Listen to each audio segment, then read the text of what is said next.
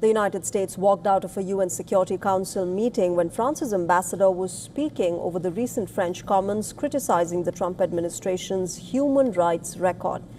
Now, Monday's walkout capped days of escalating friction online between US and French officials after Washington voted against renewing a 4-year term for the UN Human Rights Chief Volker Türk. In response, France's UN mission in Geneva had launched a blunt attack on social media. The French delegation posted, and I quote, "The US used to be a beacon of human rights, not anymore.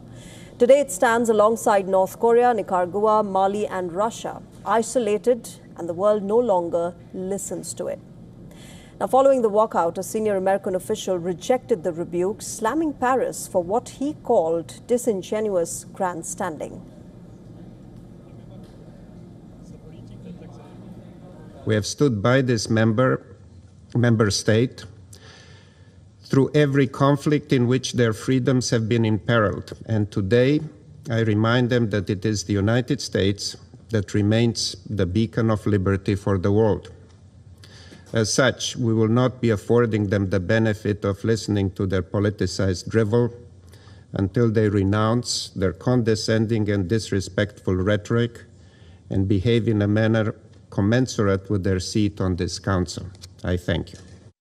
The U.S. ambassador to the UN, Mike Waltz, also fired back on X, accusing France of supporting a rights chief who lectures free sovereign democracies like the United States, the UK and Israel, while cozying up to the world's worst oppressors.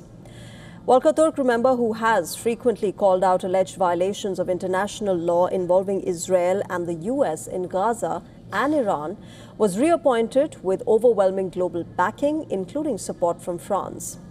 At the UN General Assembly, 144 nations voted in favor of his second term, 13 abstained, and just 10 voted against, with the US among the opposition. The clash over Türk's reappointment highlights rapidly deepening strains between the Trump administration and the United Nations. Washington continues to slash funding for UN agencies and pull out of international bodies, even as rights groups argue that the human rights mandate is more vital than ever amid rising global autocracy.